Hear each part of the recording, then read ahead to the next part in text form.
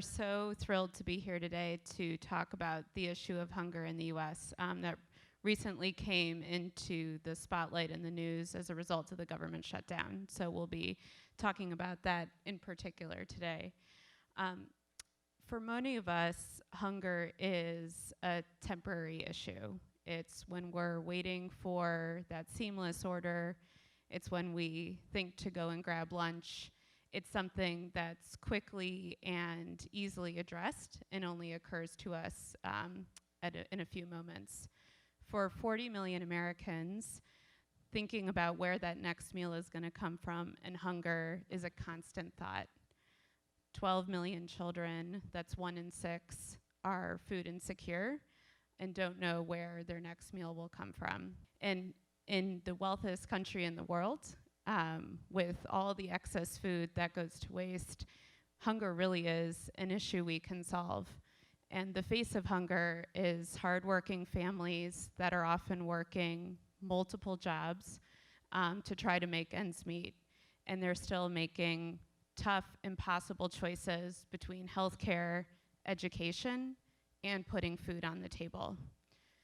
So imagine what a missed paycheck, an unfortunate event, could mean to those families.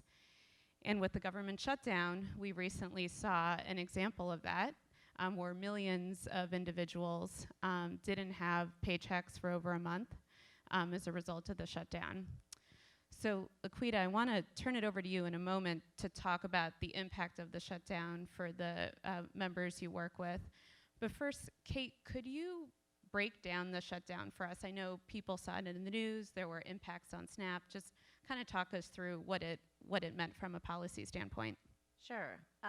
Thank you very much, Julia, and thank you for having us. This is a really great opportunity, and we're really pleased that LaQuita was able to join us today to be able to talk a little bit about a worker perspective. But as you all know, the government shut down for 35 days. It was the longest government shutdown we've seen in recent history. There was a lot of press and people in the news who were seeking food bank assistance for the very first time. These were not people who were accustomed to needing to find that help. And I think LaQuita is going to talk a little bit about how close so many people in this country are to needing that help, and how many people are living paycheck to paycheck and are really living close to on the brink. But first, I'm going to talk about something that didn't get as much coverage, which is the Supplemental Nutrition Assistance Program, otherwise known as SNAP. Do people know what SNAP is? People know what it is? Great. It's the program formerly known as food stamps. It serves more than 40 million people in this country every year. It provides assistance to people with incomes up to, say, for a family of 3, a mother and 2 children, up to $27,000 a year. These people are struggling. It is by no means their full, designed to cover their full needs. It's supplemental. That's the first word for a reason. It covers about $1.40 per meal. So it's really not covering very much. And a key thing to know about it is when it's issued every month, by about the end of the 3rd week of the month, most people have spent 90% of their benefits.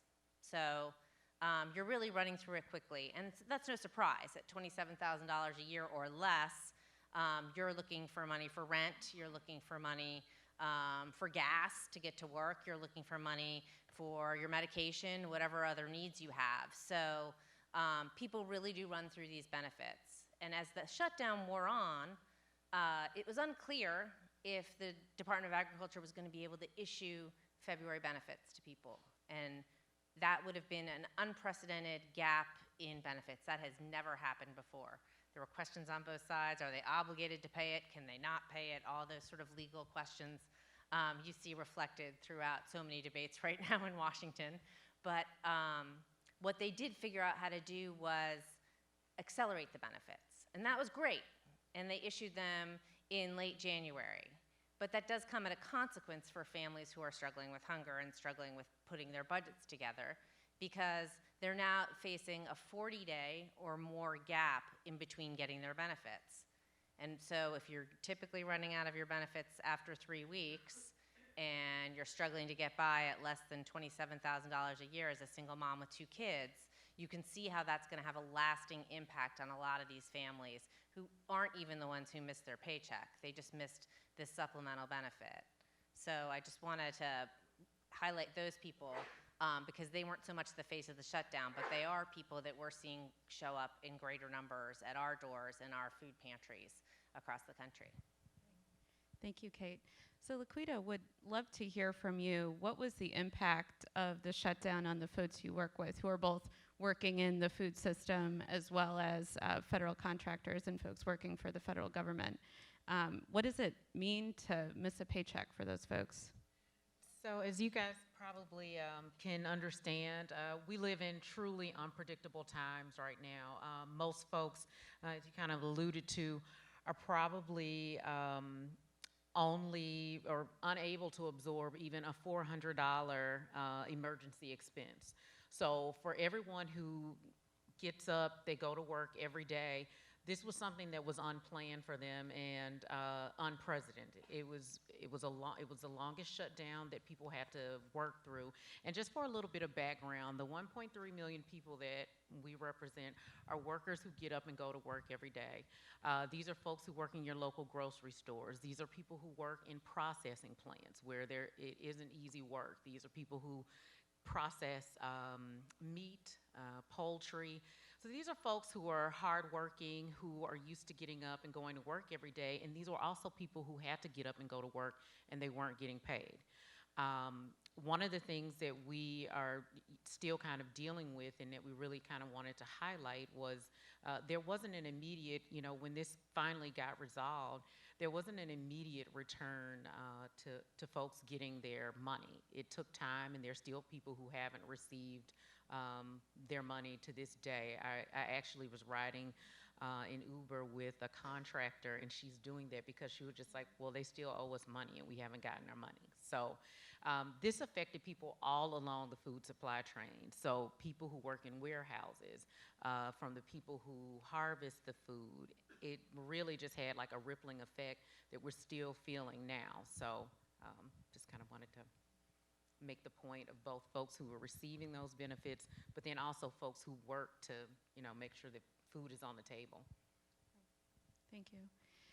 And Kate, often challenges bring folks together. Could you talk a little bit about Feeding America's response and our community of partners' response to the shutdown and to support these individuals? Yeah, we had an amazing outpouring of support from people across the country. And our food banks really figured out ways to get to people where they were.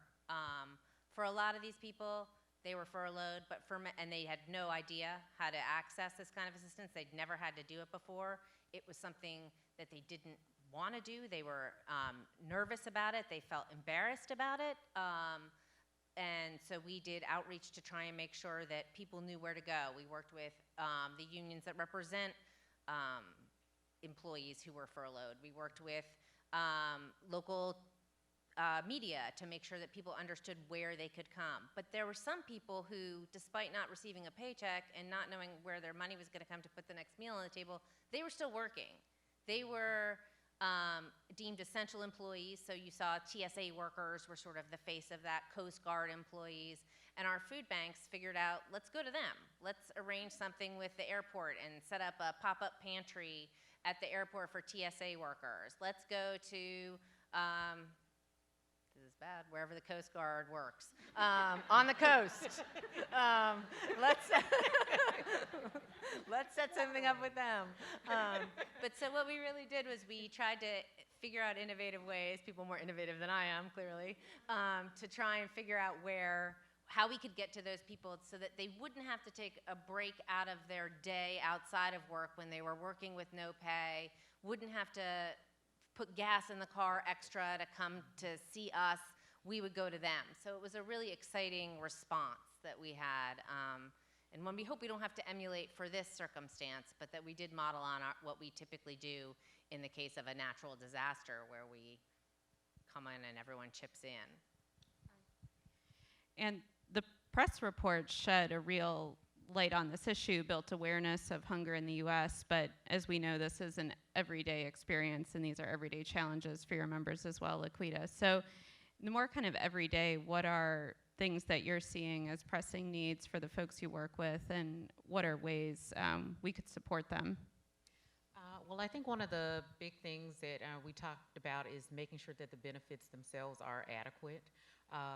The benefits that people receive now don't cover their full expense for the month. So I think making sure that we push for policy changes or anything to make sure that these benefits, one of the big battles we had was like pushing back against cuts. So I think this gave us a great opportunity to kind of highlight this isn't the way to save money. If anything, this highlighted just how inadequate the benefits are and how necessary that they are. So I think one of the big things that we're thinking about is making sure that hopefully this won't happen again, but when it does, again, the immediate return and like on back pay and making sure that people are able to kind of recoup that money immediately and, yeah, use their benefits, so. And Kate, the shutdown is just one example of the challenges that social service organizations like our own have come into contact with in what LaQuita described as this uncertain political environment. Could you talk a little bit about how you're seeing social service organizations kind of adapting to these changes, and maybe kind of ways we need to sort of rethink the sector as a result? Sure. I mean, the thing I'm most familiar with is on the advocacy front, being here in Washington, D.C., and working to protect and hopefully improve on the programs that the people that we work with rely on. So for a point of reference, for every one meal that our network of 200 food banks in every single congressional district across the country, serving every congressional district across the country, provides, SNAP provides 12. So the magnitude of the SNAP program and the federal nutrition programs generally is something that charities never really going to be able to fill that gap. And that was a major point we tried to make during consideration of the Farm Bill, which is not really the sexiest bill in Washington, but it was just enacted. And it did protect the SNAP program. Unfortunately, on that same day, the administration announced that they were going to put into place some provisions that would make it harder for states to waive work requirements for participation in SNAP. How many people know that SNAP actually has work requirements? Great. So some, but not many. SNAP has work requirements. If you are between the ages of 18 and 49 and you are not caring for a dependent, you're not caring for a child, you're not living with a disability, you must work at least 20 hours every week in order to receive SNAP benefits for more than 3 months over a 3-year period. So that's pretty strict.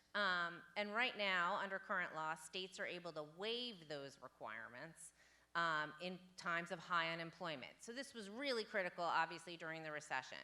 And there are people states around the country that do have partial waivers for different counties where it's really hard to find work. Because it's not easy to find a job, and it's certainly not making it any easier if you're hungry. So what the administration has proposed is to restrict states' abilities to get those waivers. So that we've calculated that that's going to result in 755,000 individuals losing access to their SNAP benefits and a loss of 8.5 billion meals over 10 years. So what we were hoping, and I'll steal a line from Andrea, who I've never met before and I'm sure thinks this is totally weird, but she said, don't be intimidated because you're a beginner earlier. So what I would encourage everyone to do, if you're so inclined, is to submit a comment to USDA and let them know that that's not acceptable. There's a way to do it right here. We have a text way. We have the easy ways to do it. So what we're trying to do is generate as many comments as we can to make sure that this regulation doesn't take effect and that people will continue to have access to the services they need. Great. And in addition to commenting on SNAP, Feeding America, as Kate mentioned, operates through a network of 200 member food banks. So I know we have a lot of DC and New York folks, so Capital Area Food Banks, the member here in DC, City Harvest in New York, and then those food banks in turn work with over 60,000 agencies across the country. So encourage you to volunteer at your local food bank, a local agency. If you're doing other work, think about how you could screen for food insecurity and refer folks to a food bank network. And LaQuita, kind of any calls to action or things you'd leave for folks in the room who want to get involved? I would just say make sure that you guys are out there advocating for the folks who aren't able to do that. One of the big things is that people often feel like it doesn't matter, and this is the one instance where we all have the narrative right. I think one thing that we could take away from the shutdown is that it put a new face on hunger and who actually is affected. So I would encourage everybody to be an advocate for those who can't advocate for themselves. Speak with your local representatives. For those here in DC, please travel to Capitol Hill and talk to them about the importance of these programs. And for the record, and I know that you talked about it, the majority of people who receive SNAP benefits get up and go to work every day.